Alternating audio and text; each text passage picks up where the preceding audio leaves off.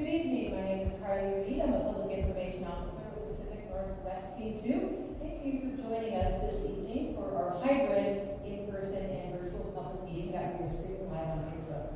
Currently, the fire is at 4,252 acres and 0% containment, which we will address this evening. So the Willamette National Forest invited our team down here, Pacific Northwest Team 2, down here to build a long-term strategic plan to safely fight this fire while protecting the valleys of risk. So we're going to go over that plan tonight and explain to you what that plan is and how we got there. As you well know, the terrain in this area is extremely steep and rugged, and it's just not safe to take direct actions on this fire, which is why we have developed a strategy. We are out there constructing constructing control lines, and firefighters. Yeah, audio's on. We can hear sound, but not great. Yeah, so with that, we'll get started with our consent commander. Chris said we can hear sound, but not great. Good evening. Again, I'm Russ Lane, Incident Commander with Pacific Northwest Team 2. And before we get into the meat of the presentation, I just wanted to talk a little bit about who are these people who have set up shop in your community. So, as a national Type 1 team, one of 16 such organizations in the country, 2 are based in the Pacific Northwest. Listen to that. We're the teams that draw the most difficult, most complex incidents that happen out there in the wildlands. And our mission here, as Carly said, was to come in and build a durable, long-term strategic plan. And part of that is, as your current neighbors, we want to be the kind of neighbor you wish to stay to visit a little bit longer. Because we can't do that, we want to set up the next organizations for success. And give them all the tools they need to get up and running quickly as we transition, so we can protect the community, protect the high values that are out there around the fire, and really hopefully trim this incident in a better direction. So I'm going to pass the mic on here.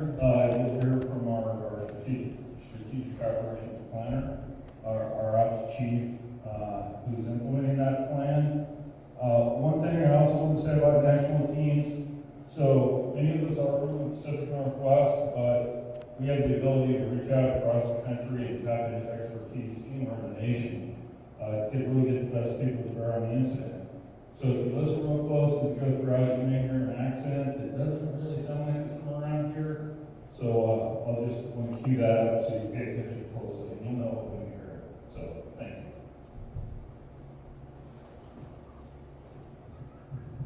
Okay, so I hope that accent's not mine, because I put that Pacific Northwest. So my name is Mark Johnson. I'm a strategic operational planner for the team, and I'll kind of show you what we do. Look at that pointer.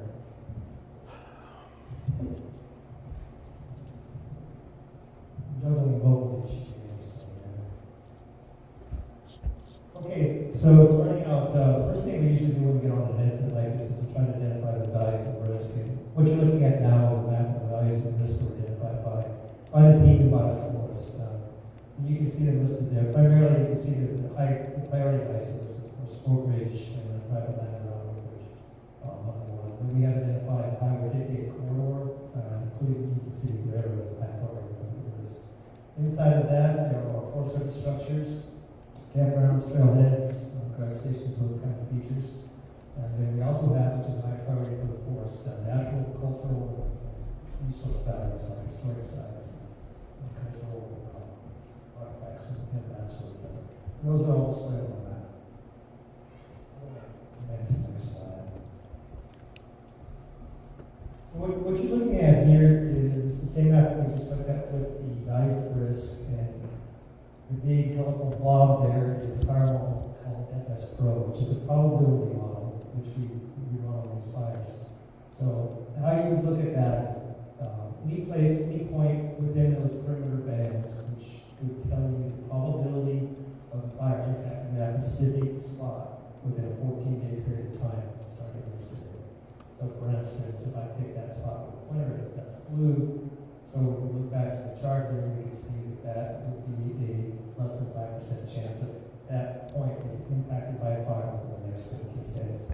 make it So from loud that so analytics, it's we right. can kind of look Picking and up see audio what from in here values on are your most camera likely to maybe, be or the impacted. lab is not And, working. you know, what we need to pay attention to most over the next 14 days. So of all these situations, so it's based on current audio we fire hear weather is what the conditions mic is and picking up historic on the climatology. speakers. So that model is ran more than I'm once. gonna reset my So probably lab within server. 3 or 4 days, we'll run that model again and we'll look a little different. The outside probability band in the paint is less than a 22% chance of the fire getting there within 14 days. Next slide. Oh, sorry. Next slide. Okay, what you're looking at here is we do a lot of analytical modeling when we get to these fires, and hopes that we can provide some good information from the analytics to provide officers where they might go from an analytical standpoint. Officers pretty much concentrated on sending their people out to the ground and getting good ground intel, and we hope to supplement that with the analytical portions of the analysis. And what you're looking at here is a model of where we might be successful in establishing control lines modeled by a computer. So the darker colors, the red, the oranges, the darker oranges, those are places that are not favorable to establish control lines. So you can see from just looking at the planning area of the fire, there's a lot of this area on this fire that is just not suitable or a good location to establish fire line. Probably mostly because of slope, just the steepness of the terrain. But some of it's also based on fuel models and the fact that there's just so much fuel there, it would just be hard to control fire there. So the more favorable colors are the green and the blue. So, and that's typically where we would like to see fire line established on fire, just because it would likely to be more successful and we're likely to have less safety issues in those areas. And you can kind of see some of it through the shadows, a little dark there. So this, next slide. So this is the same map that we were just looking at previously, only I've kind of blown that up. So you can see from this map, you can kind of see the green and the blue here. This blue line is actually a line that Ops identified from down scouting and various other tools. It corresponds really well with the analytics. So the hope is that we provide Ops, there are other tools that we use too, I just chose to show you this one, that we can use to kind of help supplement, validate, work that's being done on the ground with the model.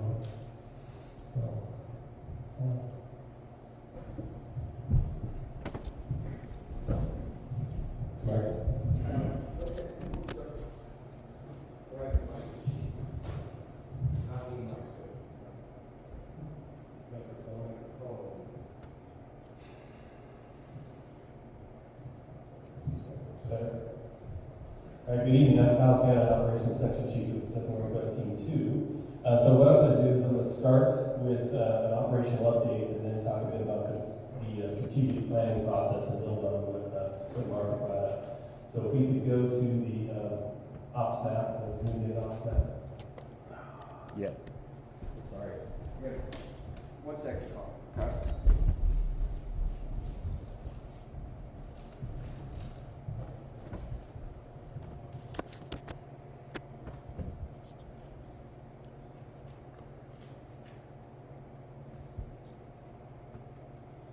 All right, so last few days we've had that moderate weather condition. We've seen fire growth. It hasn't really been aggressive. For the most part, we've seen a little bit of growth out here to the east towards Waldo Lake, moving its way into the wilderness. And we've also seen some fire backing down into Black Creek along this fire edge in here where the fire started. We did add a little bit of fire in here the last couple of days, starting 3 days ago and again today, with the idea of moving some of that unburned fuel between that fire perimeter and our control line here in Black Creek along the 2421 road.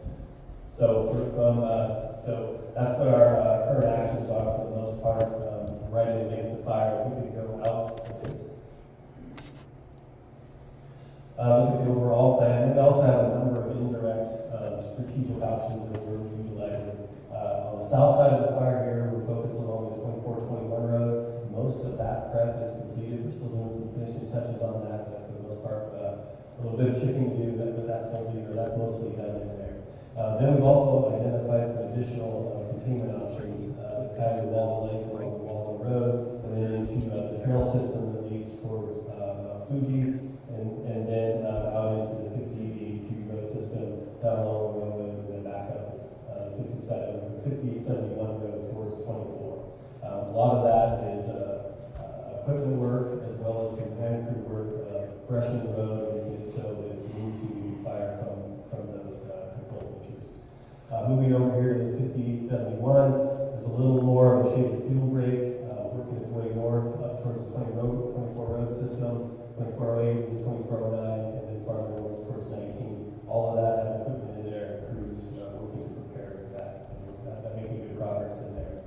We're also focused out over here on the 1944 and the 2419 road systems to also prepare another in there. So that's what our work we have going on today. We're making good progress on pretty much all sides of the fire and working towards completed containment lines. So from that, I'm going to transition into a more strategic discussion. So if we can go to the strategic map. Mark, on the start of the conversation, that part of our charge when we arrived here was not only to put out the fire and figure out how we're going to do that, but also develop a strategic plan. And part of that was the knowledge that it was pretty tough ground, as Carly started with. Very deep, very steep, deep terrain, heavy fuel loadings on the ground, large trees, large diameter trees, and pretty challenging conditions for firefighters to work directly on those fire edges. So what we started in when we arrived was really start to look at the direct and indirect options that we could utilize to protect the values at risk in the area. And Mark kind of ran down some of those, right? To begin with, we started focusing on, we know to begin with over the last week or so and in the next few weeks, we expect fire movement to the east with that westerly flow. And so we really started focusing on, well, how do we make sure that the public is out of the way in those campgrounds and recreation areas out there, as well as along the road systems along Waldo. And then also we know that the fire is likely to move to the south and east potentially. So again, we're in the 58 corridor and the railroad corridor for that. So that was our first focus, is when we have fire moving to the west, what can we do with that? Then we also know that as we go into the fall, there's a likelihood that the pattern changes and we have more of an easterly flow, which means the fire is going to move to the west potentially. And so we started looking at options, how to protect those values, right, with Oakridge, High Prairie, and some of those areas. So that was where we started. Of course, keeping the fire small is always a good plan if you can. And so immediately we had hot shot crews, Sacramento hot shots in particular, work their way up to the origin there in Cedar Creek and take a look at what they could do there. What they found was super steep terrain, big trees, and really didn't identify an opportunity to safely move underneath that fire. I think even if they could have, if they felt like they could have, it would have been really hard to hold it anyway with that steep ground, right? Tends to roll out over your line that you create. On the other side, however, we did identify an opportunity around Third Lake with that change in terrain and fuels on top of the subalpine against conifer there, that maybe there was an opportunity. We began to move some equipment up in there and really with the plan of trying to go direct. Unfortunately, we also saw the next day under the last really hot, dry conditions, we had about a 1,400 acre movement to the north and a little bit to the east, which put it back into the upper parts of Ranger Creek and some ground that really couldn't safely get under it. So with that, we really got back and started to identify the 2421 road as well as the 2417 road as a couple of options we really thought had some possibility, increased potential to hold that fire. And I think that's what we're talking about is that, really we're looking for those areas that have the highest probability of success, right? We want to invest the risk of personnel and the investment in time and resources in places that really have the best probability of success. And so after we looked all around the fire and identified these two roads, then we started really looking at where else can we stop this fire. That ended up with these areas in blue out here as our priority lines. We felt like those, we believed after analysis that those were really the places where we had the best chance at stopping the fire.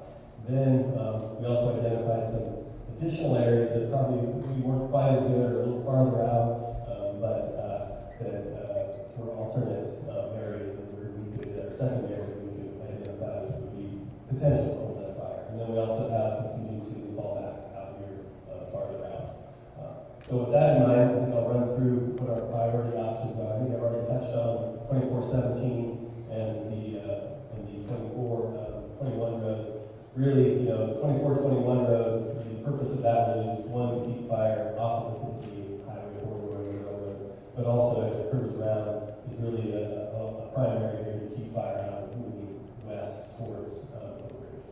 Likewise, the 2417, similar to keep fire from moving north, but really mostly to keep it from hooking around and coming back in towards Oakridge is routine. So that primary purpose of those two lines. Then we backed off from here, this trail system out on 5883, really looking at, well, if this isn't able to hold, because there's some challenging pieces here in all the wilderness, what else do we have? And so this piece of line in here that ties the 5883 in the trail system is really, again, keep fire out of that 58 corridor to protect that transportation and delay some of the structures that are in there. And then we also identified this piece from the 5781 up to the 24 and then up to the 19 as really under that worst case scenario. We're talking about an east wind that's strong, pushes back to the west towards town. This is probably one of the best places that we can identify where we could really have an opportunity to stop that fire. There's existing fires in here, existing treatments, and really a little bit better ground that gives us an opportunity to try to stop that fire and keep it from coming in. And then from there, you know, we continue to explore options here along bunch grass. We continue to look at options in here that we're improving along this road system in here, the 1944 and the 2419, as well as the 1934 road, as well as another one we've identified that if we need to, there may be an opportunity in there. So with that, you know, again, all of our strategic plans are tied, as Mark mentioned, back to how do we protect those values and how do we, you know, keep fire from adversely affecting things that we care about. Thanks, Kyle. So that's a lot to look at. My name's Molly. Back on this and we're able to go direct. You know, that same lightning storm, we had about 20 other IAs that we were able to get around, and this one immediately we knew was going to be an issue. So I'm really pleased with what the team has come up with. You know, I think one thing for those of you who've seen a fire here in Western Oregon, sometimes we don't have time to come up with a strategy, and this one gave us a little bit of time. And so as we look at all these lines on the map, those aren't all lines out on the ground right now. Those are lines that were scouted, that have been scouted out, that we looked at through the models, and that give us some options as we move forward into the season, so that we're not spending time later on when maybe we don't have as much time to look at those places out there. So we want to present this to you all and let you know what we're thinking. I think that the other thing we also strive to do as an agency is be as transparent as we can about what we're doing out there. Yeah, I see that. That's something that's really important to me. So I'm sure there'll be some questions for folks after we finish up. But I'll hand it off now to you. Okay, thanks, Molly. So folks, I'm Greg Smith. I'm the Deputy Incident Commander with Pacific Northwest Team 2. You probably figured out who has the accent now. So, yeah, was it Molly? So folks, the purpose of this meeting tonight is obviously share with you our strategic plans, right? But, because when you see the news out there, you're seeing that there's a 0% containment on this fire. Okay, so there's probably a lot of questions out there. But as you can see, there's been a lot of work put into this incident, a lot of work behind the scenes. We're making good preparations to protect the values and risks that are out there, but we're also going to look out for the safety of our firefighters, and that's number one of our priority. You know, I hope we've answered your questions tonight, because there might have been a lot of questions out there about what's going on in the incident and why are we seeing 0% containment. There's a lot of work going on out there, and I hope you see now a better picture and get a visualization of what's actually going on the ground. You know, so in summary, I'll kind of summarize what we kind of know tonight for you. And that is that we want to make sure that we take the right action place and for the right reasons. And so that's what the strategic plan kind of outlined for us. It gave us really a good plan where we need to move forward this incident, and not only us, but teams that may come in behind us or the other responders that are going to be dealing with this incident. This is not going to be a short-lived incident on the landscape. The other thing I want to do is close with a huge thank you. And I want to say thanks to the local stakeholders, the local cooperators, your local law enforcement, your local fire officials that have been in our community, or our operator meetings. They've been there to support us.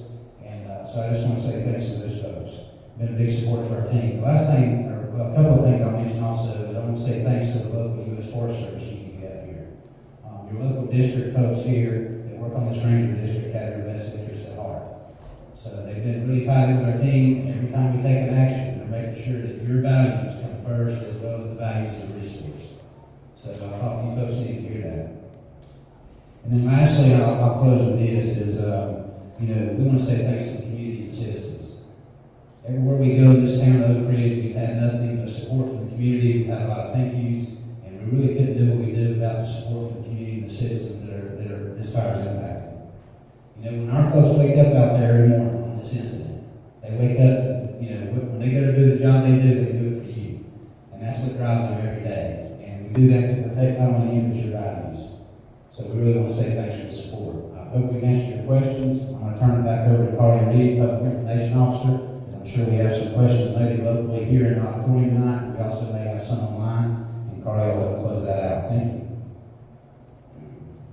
Great, thank you very much. We'll start here in the audience. Do we have any questions from folks in the audience? Yes, sir. I have a couple of concerns. One of which is I speak to about in Willamette. I used to work for the Forest Service, and we wanted to shut up a rowdy, we handed him a microphone. And I fulfilled it. What I haven't heard at all is the recognition of the nature of Waldo Lake. Waldo Lake is an ultra-eutrophic lake of international status. That lake is a representative internationally on what a pure quality lake is and should be. And so I would like to see some sensitivity to keeping the disturbance, the potential, both for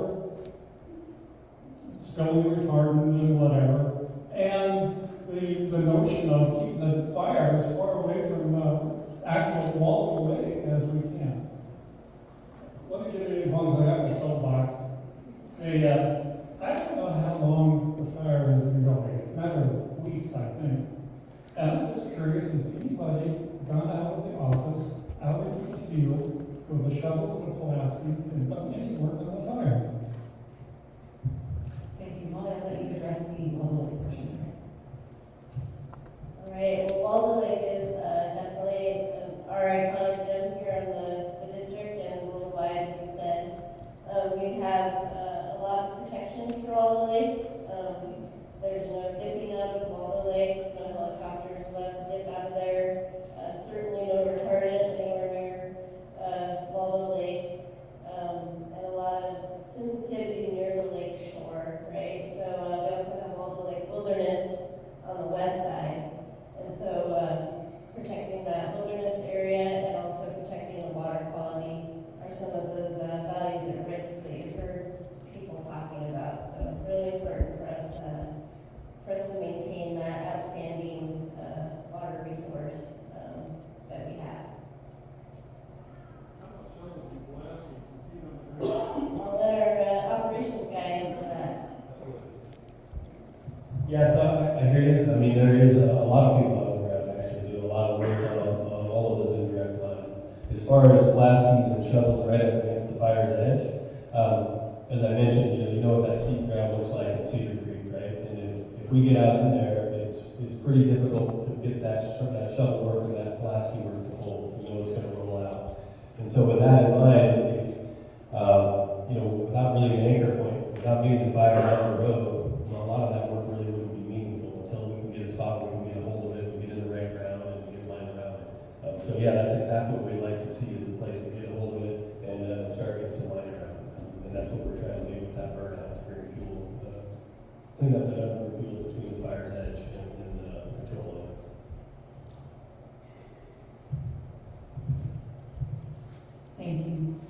more questions from the audience?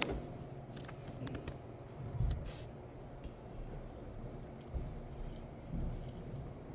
Not a question, but a comment. We've been working on an initiative to get thank you cards for all of the fire crew. I actually have a box set up at the library as well as out front. We are looking to get 500 cards within the next 2 weeks. We're hoping to turn them in within before the 20th. So if everybody can spread news, I really appreciate it. Again, the box is down at the Oakridge Library. It's right next to the front door. So please spread news. Thank you very much. Yes, we will announce that in the morning briefing tomorrow. Any more questions from our audience here? Yeah, all right.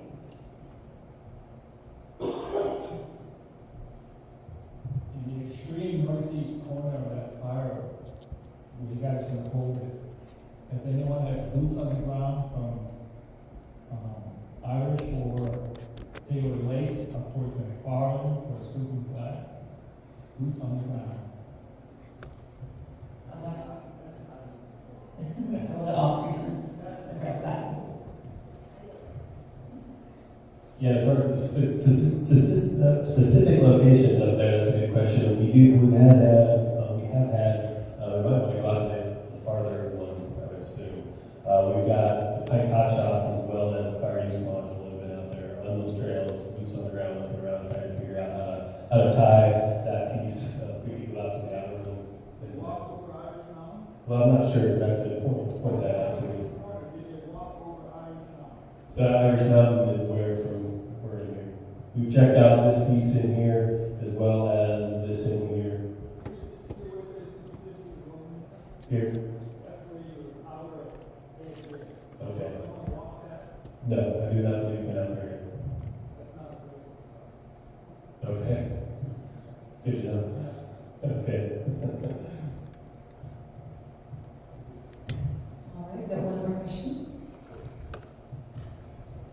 I just wondered if you're having any trouble keeping people out of the areas that are restricted. I've seen a lot of questions on Facebook about what's restricted or how I find what's restricted. And I'm just wondering if you're having any trouble with that, if there's any way the community can help get the word out more or something. I don't know. That's a great question. I'll let Molly address that, and then I'll add a comment to that. Do you have a map of the closure area available? Not available. Okay. So we do have a large closure area here. It's actually not. One of the reasons we have such a large closure area is because of all the machinery we have working on those roads and people scouting the trails and roads. And we have had some issues with folks hiking or trying to drive in some of those areas. And so yeah, any word out you can get about staying off those roads and trails. As you know, there's a lot of ways to get into a lot of those places. We are trying to minimize the closures when we can, and we'll shrink them when we can. So it's a tricky balance of trying to keep places open that are safe fire-wise, but also operationally to do so, and also be able to get the work done. So when we have masticators and heavy equipment out on those roads, that's not anywhere a person wants to be driving. I think correlating with it. And just to add on to that question, we did just, last couple days, we've gotten an influx in security folks to kind of help man some of those roadblocks. So as we get more resources in, we will be out there guarding those roadblocks. But thank you for that concern. And yeah, please feel free to share that with the community as well.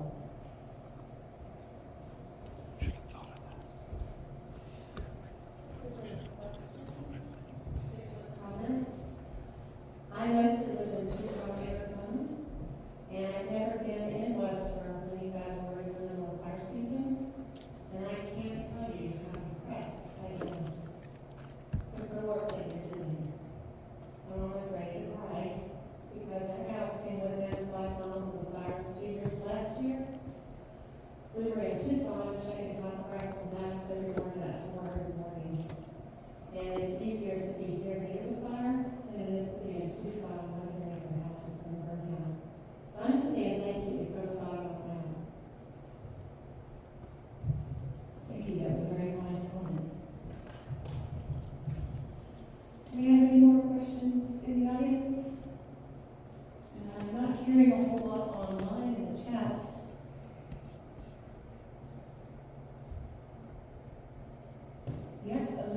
we don't have any questions online. Just a reminder for community members and guests to Oakridge and surrounding communities, we do have 8 information boards kind of scattered throughout, so we update those every day with the latest information and maps and closures. So please feel free to stop by and check those out. And of course, we have our NC website and the Cedar Creek Facebook page, and we also have a YouTube page where we upload videos and photos so you guys can see the actions that are going on the ground and see those boots on the ground from those hotshot crews and all the heavy equipment and stuff that's going on out there, because there is a lot of work going on out there. Yeah, oh, looks like there's one more question. One more question. Percent of the distribution of resources between people that are actually doing the suppression effort and those that are in planning and long-term looking. The community had an experience, I don't know, 5 years ago with the Deschutes County fire, just right next to the radio station. There was about 3 snags that burned for weeks before any kind of a suppression effort was applied. It was all effective, and it ended up burning up a significant area of habitat conservation area and critical drainage areas because we were so busy planning that there nobody, and not being critical and intentional, I guess, that planning is great. We've got to have a scheme, we've got to have a plan, we've got to have a direction, but we've also got to get out and do some work. And it's disappointing for me as a member of the community to see this thing go from a small fire that could have been with a school jumpers and a hotshot crew could have been suppressed at about the size of this room to something you're talking about, likely 58 in Walpole Lake, and maybe crowding it to High Prairie. Well, that's very disappointing to me in terms of the aggressiveness of the suppression effort. And I'm 100% sensitive to protecting the safety of the crews and the workers. I've worked in the fires myself. I have relatives that work in the fire business, and I appreciate their safety. But we've got to have a balance between plotting and scheming and doing physical work on the ground. Because all the paper maps and the plans, and even all the helicopters flying over running water out of the sky, you've got to have boots on the ground to really put the fire out. I'll let operations Ken, I'll come back to you. Yeah, so there's about 400 ground personnel out there, 5 hotshot crews, I believe, and then another probably 4 or 5 at least Type 2IA crews and Type 2 crews on the ground, plus all the equipment. The focus is again along 24-21 road. That's probably the most direct folks that we have on the fire line. Of course, there's been a lot of scouting from hotshot crews out in the wilderness, out along the fire's edge, all throughout there. There's a lot of work going on the ground, and I think the key is getting folks in there safely.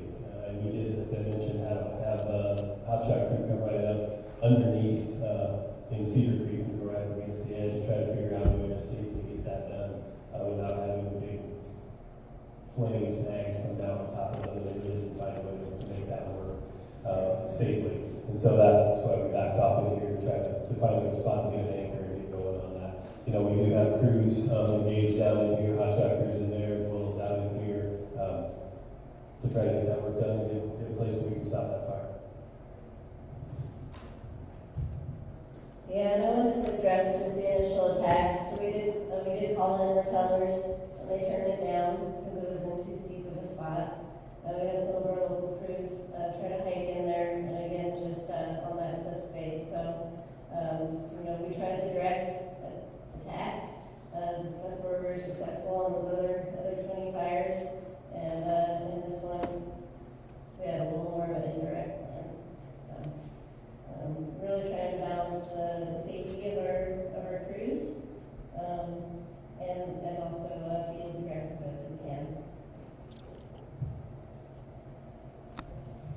All right, we've got one more question, and then we're gonna close it up for the evening. I heard retardant is prohibited on this fire. Is that correct? Retardant is prohibited from bombers. And aerial retardant is restricted. Not used at all.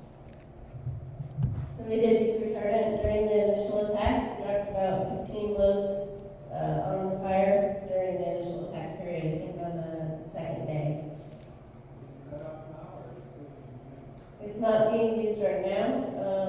We are using scoopers and buckets and helicopters. So we've been using scoopers. They're going to Crescent Lake, no, Diamond Lake, for water for the fire.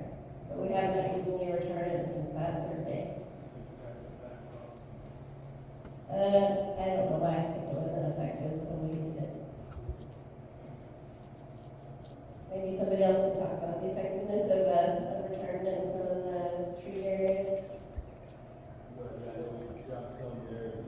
Yeah, Cedar Creek. And so here in the Willamette, it's very hard for us to use retardant because of the creeks that we have.